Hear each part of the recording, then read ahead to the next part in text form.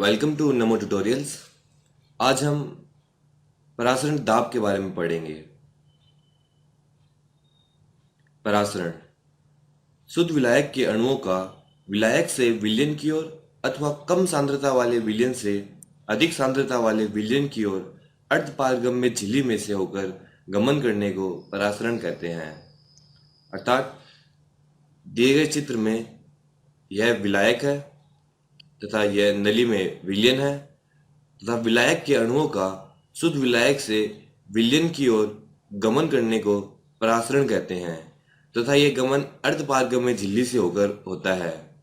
अर्धपारगम्य झिल्ली ऐसी झिल्ली जिसमें विलायक जैसे जल के छोटे अणु गुजर सके परंतु विलय जैसे बड़े अणु ना गुजर सके, वह अर्धपारगम्य झिल्ली कहलाती है।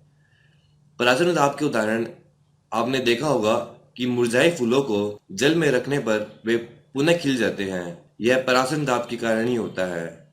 एक अन्य उदाहरण में अचार को नमक के पानी में रखने पर वह संकुचित हो जाता है।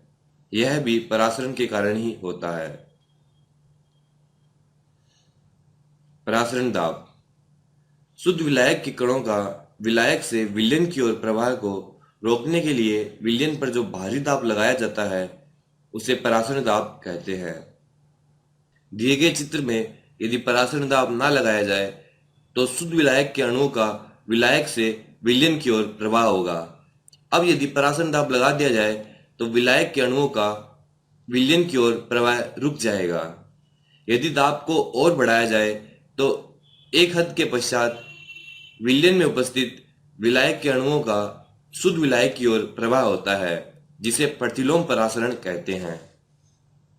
प्रतिलोम परासरण बाहरी दाब का मान परासरण दाब से अधिक हो तो विलायक का प्रवाह विलयन से शुद्ध विलायक की ओर होने लगता है।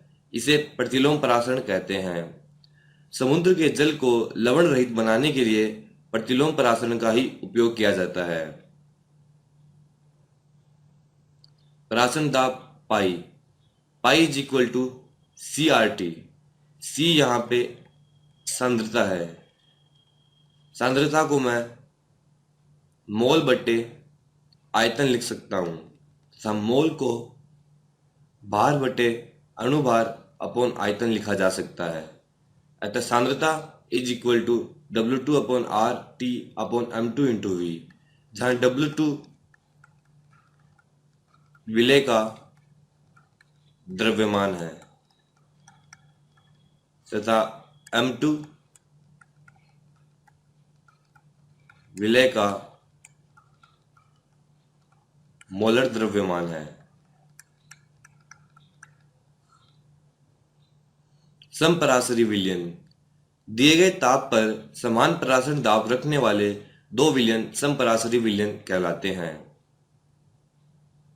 1,85,000 मोलर द्रव्यमान वाले एक बहुफलक के 1 ग्राम को 37 डिग्री सेंटीग्रेड पर 450 ml जल में घोलने से उत्पन्न विलयन के परासरण दाब का पास्कल में मान ज्ञात कीजिए। आंसर हम जानते हैं कि pi is equal to CRT तथा C को N/V तथा N को W2/M2/V लिखा जा सकता है। अतः pi is equal to W2RT upon M2 into V। Pi is equal to W2 का मान 1 ग्राम, M2 का मान 1,85,000 इंटू आयतन का मान लीटर में 0.45 लीटर तथा R का मान 0.083। टेम्परेचर का मान केल्विन में रखते हैं अतः 37 प्लस 273.15। यहाँ से हमें pi is equal to 3.09 into 10⁻⁻⁴ bar प्राप्त होता है। क्योंकि R का मात्रक bar, litre, kelvin inverse, mole inverse होता है, अतः यहाँ से हमें पाई अर्थात परासरण दाब बार में प्राप्त होगा।